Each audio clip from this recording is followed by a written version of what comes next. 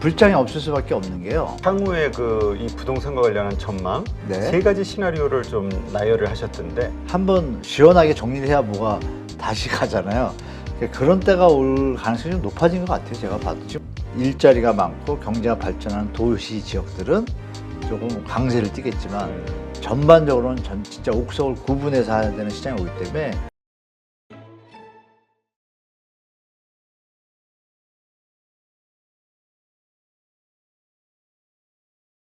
나오고 20배는 있어요. 또 너무 과도하고 왜냐면 1금융권에 있는 게 연체율이 많이 낮아요. 네. 그거에 20배라니까 되게 높은 건데 높은 건 맞죠. 한 10%대 가까이 그러나 가니까. 워낙 1금일권이 낮으니까 아, 네. 20%라니까 너무 센 것 같아요. 그건 아니고 제가 알기로는 지금 연출이 10%대로 가고 있는 것 같은데 이게 이제 앞으로가 문제인 거죠. 지금은 버틸 수 있잖아요. 근데 앞으로 그러니까 우리가 배탈이 나기 시작하면 살살 배가 아프다가 어느 순간에 이제 딱 어느 현상으로 나타나잖아요. 화장실 가야 되고 그걸 생각해 보면 시간이 필요하잖아요. 그럼 그 현상이 안 나올까요? 자꾸 배탈 날 기미가 있잖아요, 지금. 네. 그러면 한번 시원하게 정리를 해야 뭐가 다시 가잖아요. 그러니까 그런 때가 올 가능성이 좀 높아진 것 같아요. 제가 봐도. 지금 말씀하신 그 은행도 그리고 또 어느 분인데 이거는 뭐 좀 가려서 말씀드리면 어느 좀 큰 메이저급의 신문사 사장님이 뭐 서울대에 나오시고 이제 경제통이시고 이제 인맥이 많으실 거 아니에요? 근데 그분이 턱 그 얘기를 하시더래요. 야, 돈 웬만하면 수출입은행하고 한국산업은행 나라에서 하는 데다 빼서 그쪽에다 넣어 이러시더래요. 불안하니까. 왜요? 그러니까 야, 뭐 저는 저는 뭐 어디 뭐 신한 우리 은행인데요. 뭐 괜찮잖아요. 아이고 잘 생각해봐 이러더라는 거죠. 겁나가지고 저한테 묻길래 제가 뭘 알아요, 그러죠. 그래서 금융권에 여쭤보셔야지. 근데 저도 그냥 흐름상으로는 하여간 안전한 데 가는 게 좋은 것 같다. 이게 말씀드리겠다. 이게 그렇죠. 있습니다. 그 와중에 저는 한번 썼는데 스마트폰의 역습, 뱅킹의 역습. 어느 날 어느 나쁜 사람이 찌라시 하나 예를 들어서 멀쩡한 은행인데 도이치뱅크 그 3일 뒤에 파산이야 소문을 막 퍼뜨리다가 가져갈게요. 돈 뺄 거 아니에요. 그렇죠. 그건 뱅크런이죠. 그렇죠. 그래서 제가 볼 땐 만약에 이 예금자들의 어떤 네트워크가 형성된다. 비트코인처럼. 그분들이 은행 하나 폭파시키는 일도 아니죠. 스마트폰 경우 다 나오는 게 겁나는 세상이 된 거예요. 그러니까 신뢰도가 중요한데 결론 우리가 이렇게 자본주의 경제 시스템에 약한 고리를 보고 있는 거죠. 이게 보니까 우리 돈 갖고 은행들이 잘 놀고 잘 먹었네. 근데 막상 돈 빼면 다 망하는 회사들이네. 이거는 다 알았잖아요. 그러면 안 망할 회사들만 남겠네. 이런 뭐 추측이 좀 가능하죠. 그래서 조금은 자산 관리 잘 하셔야 될 것 같아요. 네. 불장이 없을 수밖에 없는 게요. 이 얘기만 들으면 이해되실 거예요. 왜냐면 우리 주택 자가 보유율이 지금 평균 60%가 넘어가요. 그 우리 소득분이 여러분 다 아시잖아요. 1분위, 2분위, 3분위, 4분위, 5분위. 그럼 계산하면 60%면 3분위까지 다 산 거예요. 그렇죠? 네. 그럼 그 중에 실수해가지고 타임 놓쳐가지고 못 산 분이 계시다 그러면 3분위의 한 반 정도? 그 정도분 못 썼다고 가정하면 중요한 건 그분들의 이제 연봉이나 근로소득을 소득분포를 좀 봐야 되잖아요. 네. 그걸 보면 다 연봉 5천 이하입니다. 딱 나누면 6천 이하가 70%예요. 그러면 얘기가 나오잖아요. 도저히 서울에 이 집을 뭐 평소 은행이나 금융기관에서 얘기하는 대출 없이는 못 사. 대출 없이는 못 사는데 그 대출도 못 받을 정도의 집값이잖아요. 그렇죠. 금리가 높으니까. 그게 살 사람이 없잖아요. 그러면 이제 금리가 다운됐다고 했을 때 우리가 소득이 미래소득을 보고 증가하는 걸 보고 이자 갚을 생각하고 대출도 꽤 받을 수가 있는데 지금은 이제 제도가 바뀌잖아요. 바젤3 때문에. 함부로 대출 안 해주잖아요. 그러니까 나라에서 뭐 IMF에서 경고한 것처럼 대출 많이 하지 마라. 자제를 하는데 던진 게 이게 특례라고 이름을 붙여가지고 정부가 구정을 써가지고 네. IMF나 OECD가 하지 말라는 걸 하는 거잖아요. 지금 무리하게. 그렇죠. 집값 명분은 내 집 마련인데 집값 더 비싼 집을 사는 거잖아요. 거기에 연결되는 것은 건설사들하고 그 투자자들인데 그분들의 볼륨하고 무주택자 하고 자영업자 숫자를 다 계산하면 이쪽이 더 중요해요. 그럼 경제를 제대로 보면 자제해야 되는 타임이 맞아요. 딴 나라처럼. 딴 나라는 다 긴축을 들어가는데 왜 우린 돈을 풀죠? 하늘은 금리를 올리는데 돈을 왜 풀어요? 안 맞잖아요. 그러니까 뭔가 이상해요. 미스매치가 낮잖아요. 그러니까 소득이 늘어야 되는데 지금 뭐 아시잖아요. 무역 적자. 그럼 우리가 장문간 저성장으로 가 있구나. 몇 년은. 그렇죠? 2차 전지가 팍 뜨면 조금 또 살아나겠지만 그렇죠. 시간이 좀 필요하잖아요. 네. 그러면 단기간에 끝날 일은 아니잖아요. 아, 그럼 몇 년간은 소득이 늘어나려면 우리 2차 전지가 전 세계를 휘어잡아가지고 반도체 호황이던 그때처럼 가려면 대충 계산해도 한 6, 7년 뒤잖아요.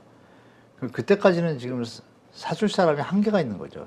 여러분 아시면 20% 밑은 다 공공임대나 이쪽으로 가셔야 되고 전혀 뭐 20% 이하는 연봉이 1,500, 2,000인데요. 뭐 그리고 3,500, 4,000이 40%란 말이에요.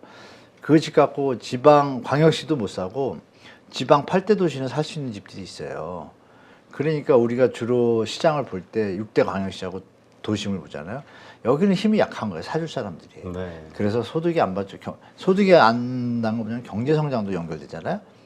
여러분 다 아시잖아요. 경제 성장률 우리 좋을 때는 6, 7%뭐 그랬죠. 쭉쭉 갔다가 지금은 맨날 2, 3%뭐 마이너스도 나오고 1, 2% 갖고 6, 7% 되면 5년 걸리잖아요. 시간이 많이 그렇죠. 걸리잖아요. 그러면 수요라는 것이 한순간에 몰려서 움직여야 되는데 그 수요가 되려면 7년이나 그냥 기다려야 되잖아요. 단순 계산으로. 그러니까 늘어지잖아요. 그렇죠. 힘이 약하다. 그래서 소득이 느는 거에는 여러 가지 전제가 있지만 옛날 같은 불장이 오려면 한꺼번에 좀 모았다가 팍 들어가야 되는데 한꺼번에 모는 시간이 너무 걸리잖아요. 그러니까 늘어지잖아요. 그렇죠. 분산이 되니까 예전 같은 불장은 좀 쉽지 않다라는 게 이제 그런 결론을 말씀드린 겁니다. 네. 그 향후에 그 이 부동산과 관련한 전망 네. 세 가지 시나리오를 좀 나열을 하셨던데 그 부분도 좀 잠깐 설명해 주시면.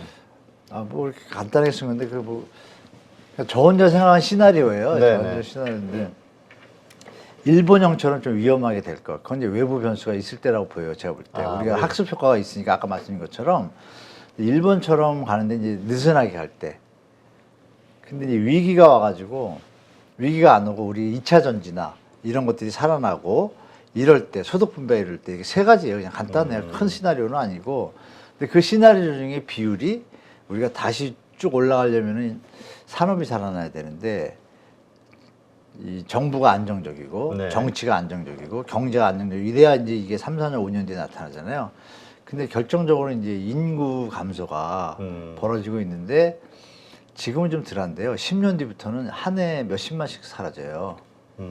갈수록 심각해지겠죠. 네, 그런 게 장기적인 시나리오하고 단기적인 시나리오를 같이 봐야 되는 걸 편하게 그냥 간단하게 워딩만 써도 드린 건데, 그러니까 시나리오 개념은 그거죠. 우리가 예측하는 거잖아요. 네. 예측하는데 아까 말씀드린 불장은 없을 것 같은 데이터들이 나오고 국지적으로 예를 들면 이번에 뭐 반도체 뭐 특수 구역 만들었잖아요. 특별 구역을 그렇죠. 키우는 네. 거 용인 같은데 이런 데는 어느 시점에 됐을 때 정부가 재원을 투입하고 민간이 투입할 때는 그 지역은 살아나겠죠. 그런데 철저히 양극화 시장도 오는 거고 그러니까 예전에는 묻지마 투자가 되잖아요. 다 같이 올랐으니까. 그렇죠. 지금은 이제 그런 시장이 안 될 거다. 돌아가시는 분이 많아가지고 그 살 분들이 더 많이 올라줘야 이게 시장가에 버티는데 여기는 줄고 여기는 집이 좀 다 자꾸 튀어나 60, 70대가 집을 제일 많이 갖고 계세요. 그 그렇죠. 10년 뒤는 그분들이 7, 80대잖아요. 네. 그럼 15년부터는 뭔가 그림이 좀 바뀔 수도 있겠죠. 물론 도심지고 일자리가 많고 경제가 발전하는 도시 지역들은 조금 강세를 띠겠지만 전반적으로는 진짜 옥석을 구분해서 해야 되는 시장이 오기 때문에 철저히 지금 지방에 투자하는 분들 많거든요. 그렇죠. 갭이 싸가지고 좀 조심해야 될 때가 오니까 자산 관리 타임을 잘 조절하셔야 될 것 같아요. 네. 그거 나중에 팔지도 못하면 어떻게 돼요? 그렇다고. 영원히 집 가져가야 되잖아요. 빵원에. 세금을 낼 게 없으니까. 집 안 팔리는 거 확정적이고 올 사람이 없으니까. 비어 있는 집도 많고. 근데 그거를 빵원을 가져가라도 뭐 그런 데잖아요 지금. 그쵸. 그 일이 우리가 안 일어난다는 보장은 없잖아요. 근데 그 와중에 우리나라 장점이 하나 있어요. 교통 계획을 지금 계속 잘하고 있잖아요. 네. 뭐 우리 시청자분도 아시겠지만 외곽순환도로가 또 하나 뚫리잖아요. 2 외곽순환도로 서울 같은 경우에 그리고 대전도 그렇고 부산도 그렇고 외곽순환도로 작업을 하거든요. 외곽순환도로 효과가 너무 커요. 접근성이 뛰어납니다. 시내에서 신호등 10개 지나면 3 곱하면 30분이잖아요. 근데 외곽순환은 신호등이 없잖아요. 네. 그러니까 접근성이 뭐 서울에서 1시간 밟는 건데 외곽을 타면 40% 줄는 거예요. 근데 그 외곽에 접근하는 곳에 신도시들이 있잖아요. 네. 가격은 저렴하잖아요. 그러니까 이런 분산 효과가 우리는 일본보다 이 땅이 좁다 보니까 분명히 있어요. 전국적으로. 네. 이것도 시장 요소의 한 요소니까 감안하셔가지고 수요를 잘 체크하셔야 돼요. 네.